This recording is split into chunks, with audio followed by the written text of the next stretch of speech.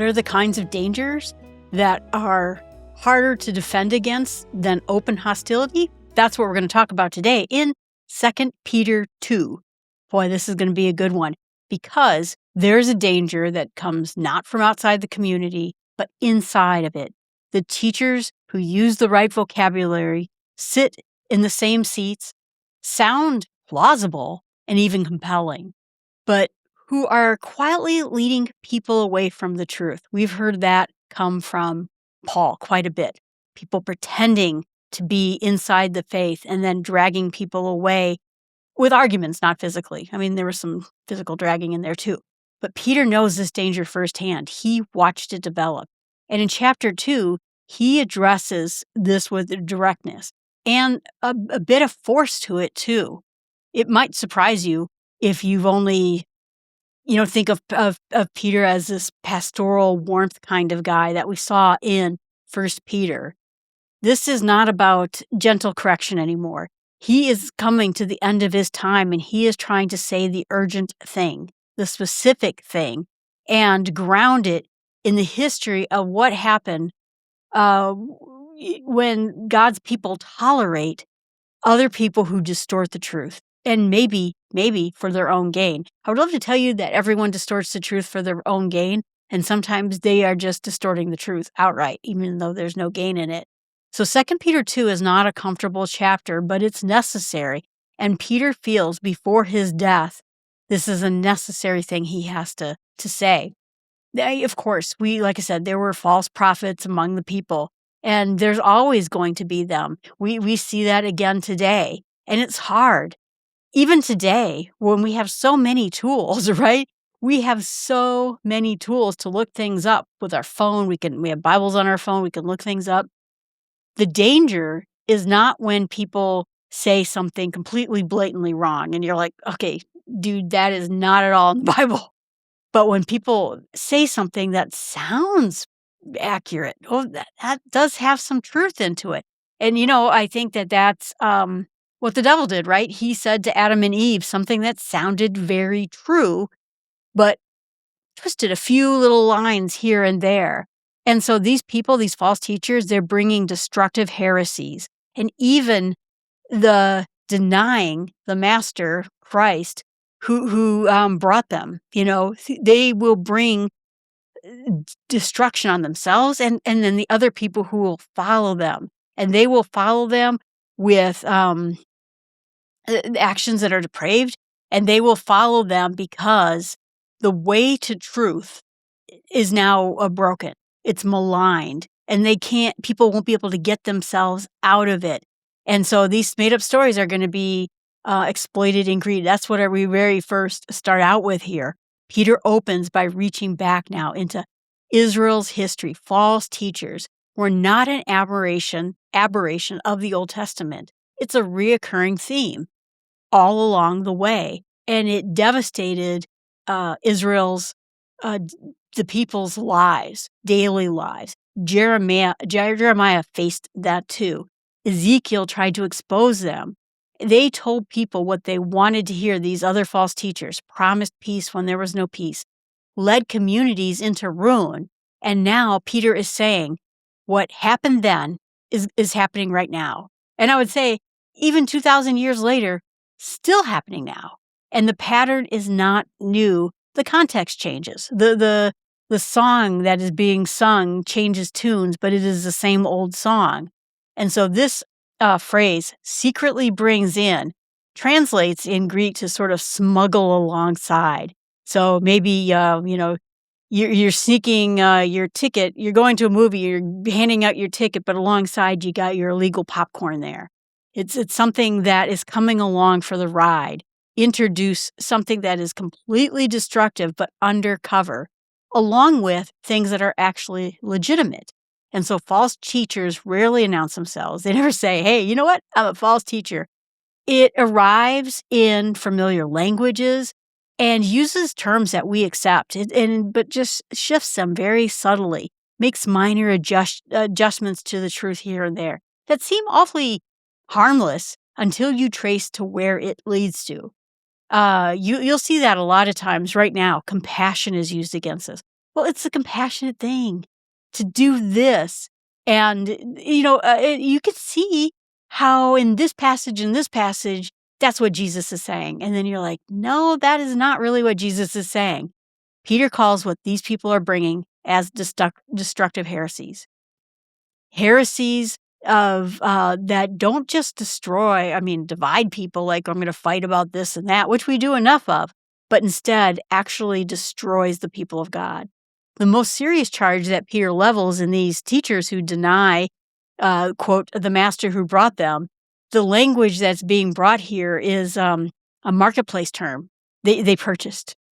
They were, so Jesus purchased us, a redemption. We talked about that. He redeemed us and he purchased us.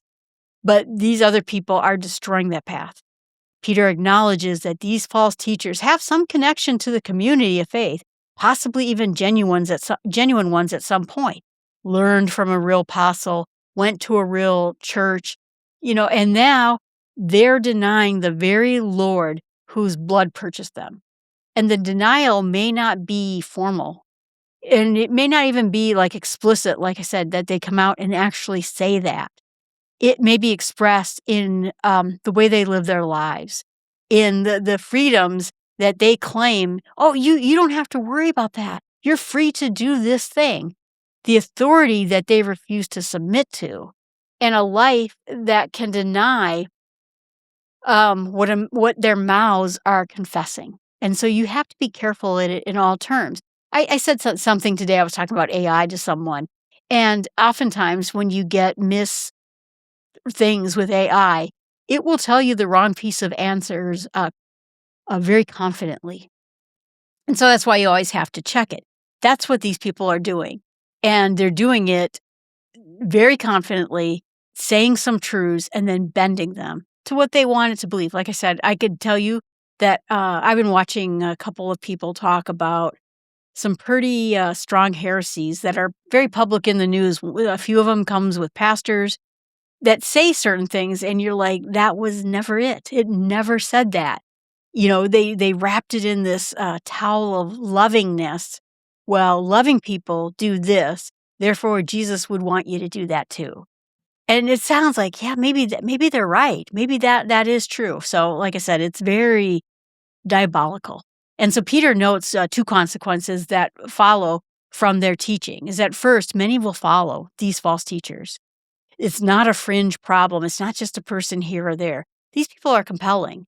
They attract followers. And like I said, a lot of times these people attract followers because they're saying the thing that we wish maybe were said. Well, it does sound like this would be the loving thing if we took this particular angle. That other way sounds really mean or really old-fashioned. I think that person might have something going there. It's compelling. It attracts followers. I said viewers, but it could be viewers too, right? And in the second view is the way of the truth will be maligned.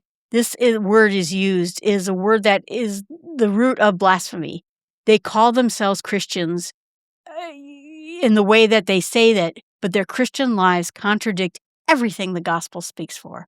And the watching world now can't distinguish between the false teachers and the truth that they are distorting.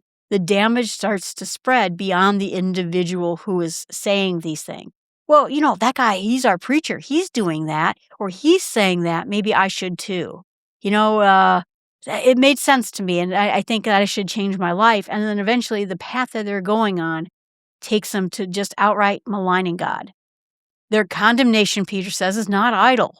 Their destruction is not asleep in this. God is also not unaware of it. The judgment that the prophets pronounced over false prophets in the Old Testament is still happening today, still happening when Peter was preaching. It is a very patient activity, but it's still awake. It's waiting, and you notice that it changes over time, right? I think that the blasphemies that you had in the Old Testament are different than the blasphemies you had in the New Testament and are different over the course of time. Oh, Jesus wouldn't want Henry VIII not to have an heir.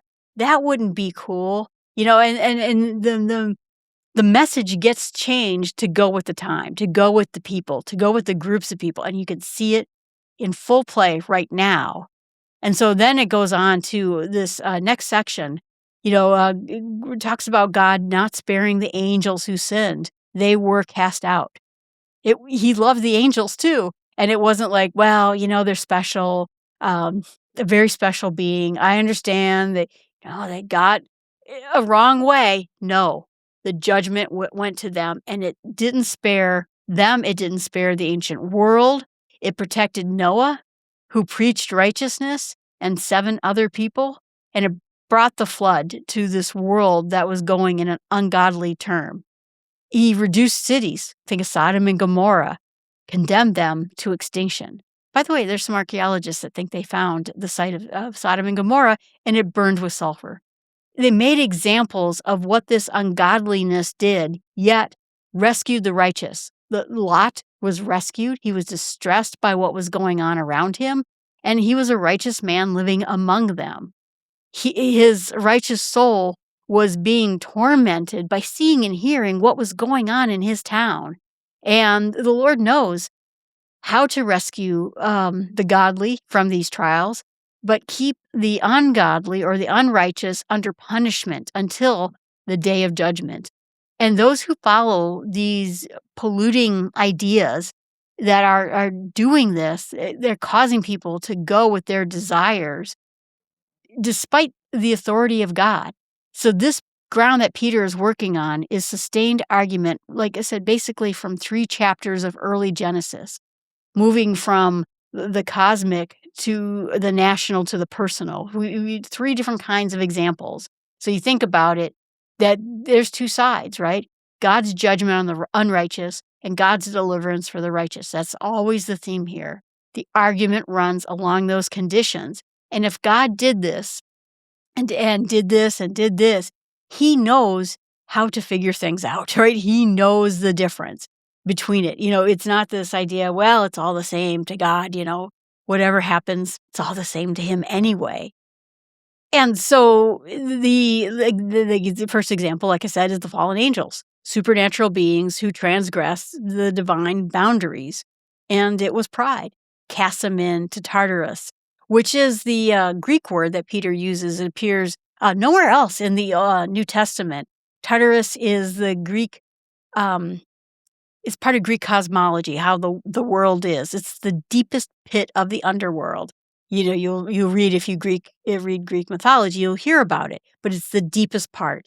And so he reaches into that imagery, because again, we're talking to an area of people who were probably not Jewish, churches that came from these Roman Greek communities. They would get that. So this imagery would make sense to them. The ultimate severity of confinement. And they're cast into utter darkness, held for judgment. And these are the most powerful beings that God ever created. They're not beyond the reach of God's justice. The second example with Noah and the flood, right? The entire ancient world, all of humanity, except for 8 people, swept away in judgment. And Noah, whom Peter calls a righteous preacher, preserved, the people preserved with them. And Peter's readers would have recognized Noah as a figure who faithfully proclaimed the truth in a generation that refused to hear it, laughed at it, and who was filled with such corruption. And yet Noah and his family didn't become a part of it. They were safe through this very judgment while everything else got destroyed around them. And then the third example is the Lot's wife, destruction of Sodom and Gomorrah. Peter's treatment of Lot is sympathetic because many of his readers, Lot had a complicated history in Genesis. He calls him righteous 3 times in these verses, a righteous man whose righteous soul was tormented day by lawless behavior. Peter is not whitewashing Lot's failure in this. He's identifying that genuine faith was present in Lot. He was tormented, compromised, as it was, and pointed to God's faithfulness in rescuing it. I think Peter would have gotten that because Peter screwed up too. So God knows the heart, I guess to say. He knew Lot's heart. He knows Peter's heart too. And so the conclusion of this argument then points Peter has been building towards, that the Lord knows how to rescue the godly from trials and keep the unrighteousness under punishment. So both things are true at the same time. God, who judges the angels, the ancient world, Sodom and Gomorrah, is the same God who preserves Noah, Lot, and the good angels. And his justice, mercy operate together. Perfect justice and perfect mercy. They're not in opposition of each other. The false teachers who are exploiting Peter's readers are not getting away with anything. They're not going to get away with this. So you can take heart in that. And the believers who are suffering under this influence, that doesn't go unnoticed either. The suffering is noticed as well.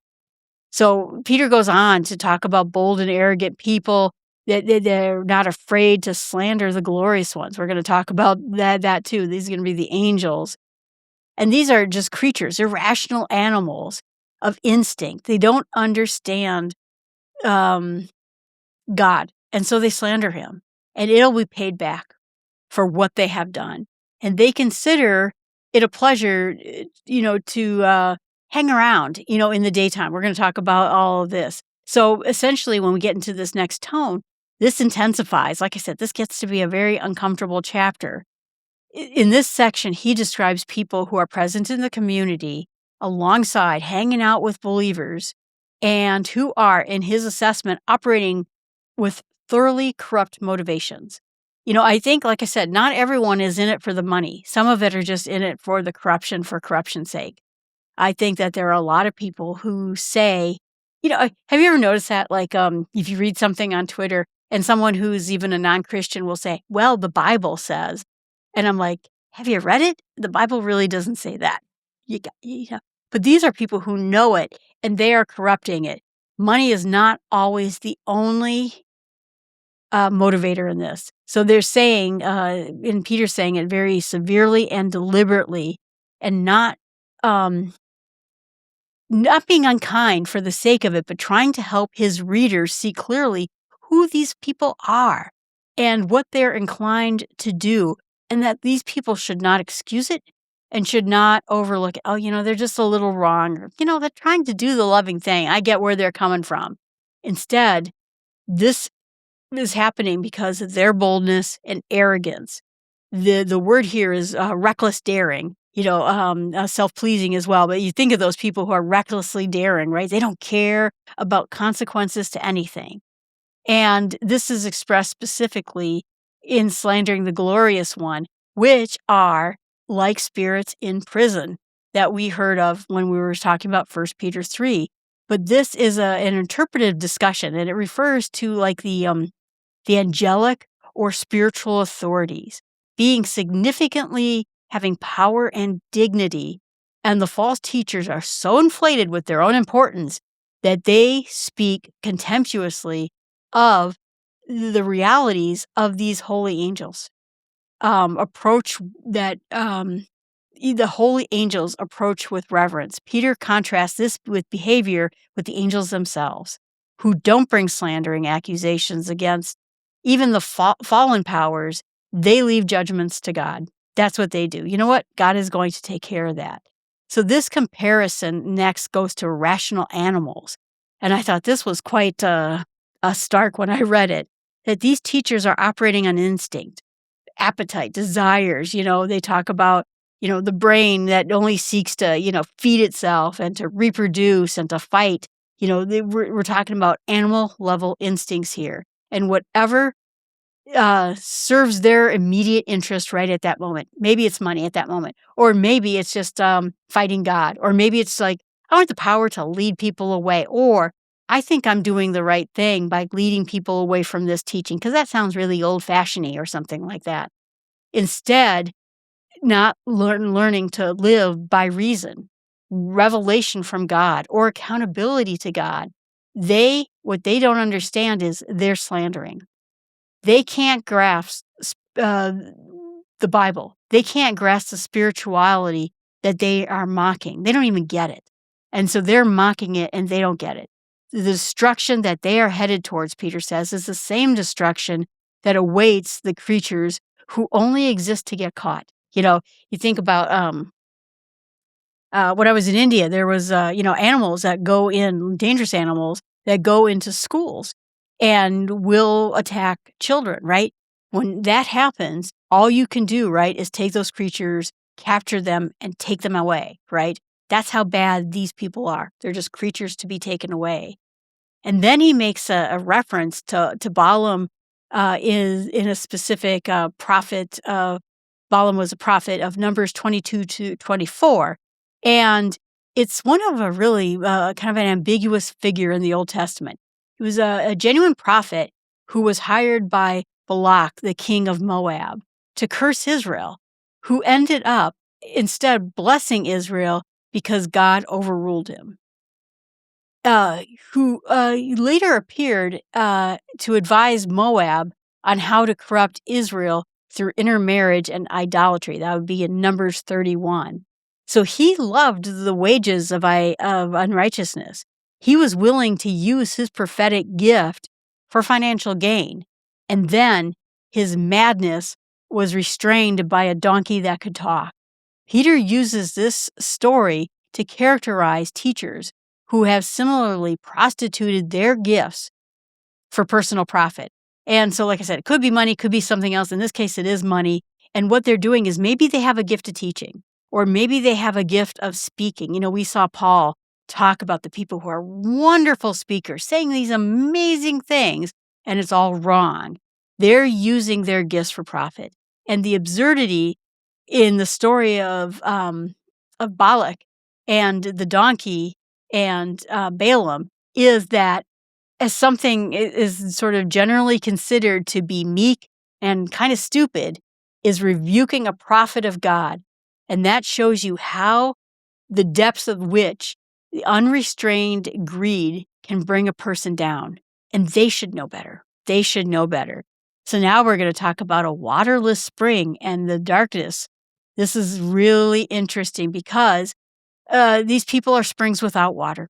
We expect that we go to a spring, there's going to be water there, we're going to get a drink. But instead, this is a darkness reserved for themselves. So when we talk about this passage, and this is the close of the chapter itself, there's two kind of images of the fundamental emptiness of what these false teachers offer. And there's a real sobering word about it in the condition. And so the spring without water and the mist driven by a storm in a dry agricultural world, which I spent my whole summers in Israel, and that's what it was, where water is survival. A spring that produces no water is not merely useless. It's a crude deception, right? You say, oh, I'm walking through the desert, I'm so thirsty. Oh, I see a well up ahead, and you crawl there and there's nothing there. It gave you false hope. And you travel to it expecting that relief, you get nothing from it. Or a mist that looks like, it's going to start raining here, it just scatters in the wind before it reaches the ground. We've seen that. It's called virga. I have a whole nature podcast, right? Where rain is coming down and you can see the shafts in the distance of the rain coming down. It never touches the ground. It absorbs into the dry air. That's what the false teachers offer. It looks like it would be nourishing. It sounds like it would be spiritual and of substance to them. And then when you get there, there's nothing there. The words are boastful and empty and vanity. They impress, but they don't feed anybody. And so what makes this particularly dangerous in this population is that these people have barely escaped their former ways of life. These are brand new believers. They are people who came out of paganism and aren't quite fully established in their truth. Call them baby converts, right? They're just brand new. I used to be a baby convert. I remember that. But are still finding their footing in faith. So they're trying to figure it all out and see how, it takes root in them. And these people with the false teachers are seducing them away, promising them freedom while being themselves enslaved to corruption. The promise of freedom is the oldest story in the book. Like I said, the serpent promised it to Adam and Eve and never wanted to deliver on it. Well, if you eat this, you'll know everything. Well, if you act this way, it's going to be the most loving thing you can do. Don't fall victim to what these people who preach the Bible say. That's not it at all. and they're leading people away. And again, when you have a baby Christian, it is easy to get led into the wrong thing. And so the statement in the very last statement he talks about is the person who turns back is worse than the first. And so it's a kind of a sobering topic here, and we'll talk about it. Peter's not saying that a true believer can lose their salvation through a single failure or a time of struggle. So he's describing people with a trajectory. It's not just that they sort of wobble along in their path. They're going off in a direction. They knew the true way of righteousness. They escaped this world's impurity through knowledge. And then the person who deliberately and persistently turned them away from it. And then if they return to what they left, that person who has seen the truth and rejected it is in worse condition than the person who has never seen it. The knowledge increases responsibility. I knew what the truth was. I knew what the thing was. And it's the same message that Jesus articulated in Luke 12:48, to whom much is given, much is required. And so I sat and thought about this for a really long time, that it's one thing, like I said, if you know what the truth is, you know that the Bible is truth, and then you walk away and then you come back, there is a level of grief and a level of, what have I done? And maybe even more doubt, like, well, but that guy said that thing that I should do, and that's a loving thing. Maybe what's the right thing? And so now they're just even more perplexed. As someone who never grew up with the faith, and a little bit like me, comes to the faith and said, oh, I just didn't even know. I had no idea. And so there's a burden there when you walk away and come back. And it's not impossible, but it's just, it leaves that person more damaged than I think a person who was damaged but came to faith and never was a part of it. And so 2 proverbs that Peter will close with is that the dog returning to his vomit. That's a Proverbs 26:11 imagery right there. And a washed pig returning to the mud. They're both very jarring, and they're meant to be. Peter is not trying to be polite about the seriousness of what he's describing. A dog that returns to its vomit has not changed, right? So it ate this bad thing, it spit it up, and you went, oh, that was horrible. It made my stomach upset. And then went, oh, look at that, and then returned back to it again. The pig that was washed clean, and then you set him down and immediately goes back to the mud. They weren't transformed. It was just a temporary cleansing. That external change without internal transformation is not enough.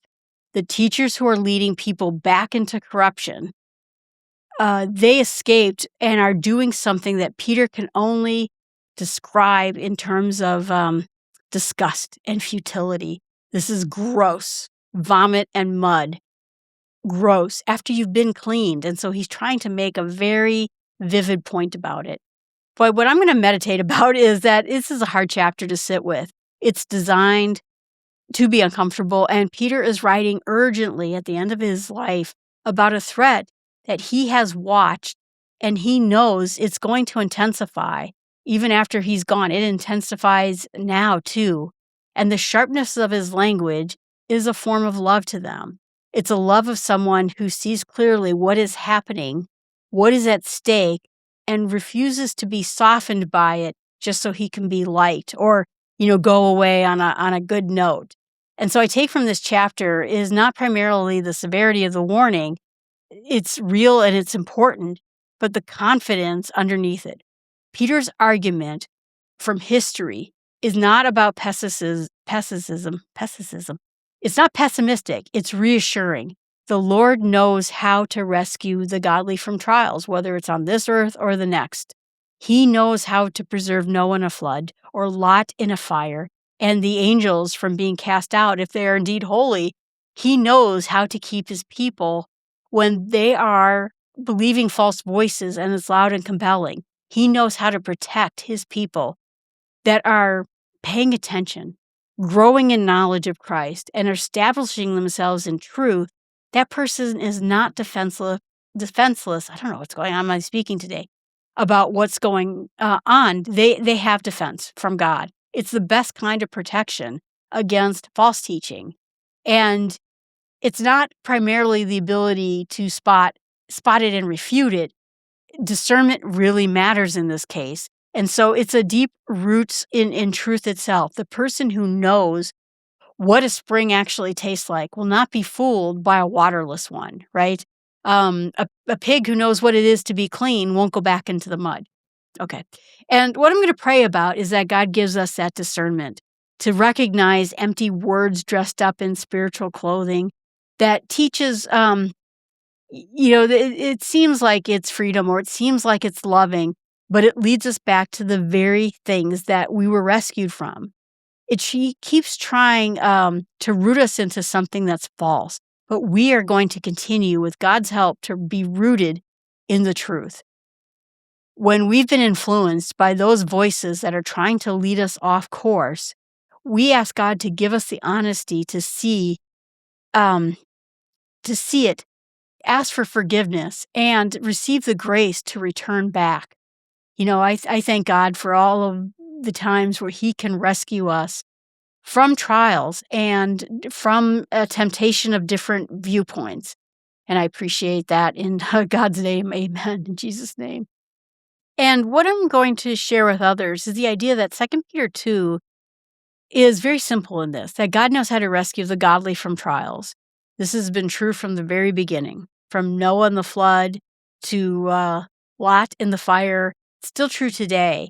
And if you know someone who is being surrounded by voices that are confusing or pulling them off course, remind them that God is not unaware of what they're going through, and He will help them to navigate this.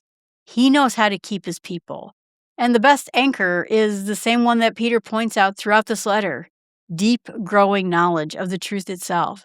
That is what holds these voices at bay when they start getting loud. You think about it.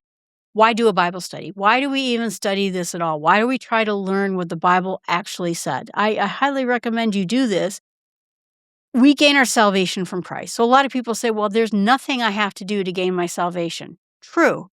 But the forces that are out there that will lead you away, harm you, will get into the cracks of your lack of knowledge. And I think that when we equip ourselves with the Scripture, when we learn what God actually said, what the Bible actually preaches, that is a protection shield for us in every situation. All right, everyone, thanks so much. I'm Jill from the Northwoods, and this is the Bible in Small Step. I can't wait to do a 2 Peter 3 with you. You can find all the podcasts and YouTube channels I do at jillfromthenorthwoods.com. Have a great day.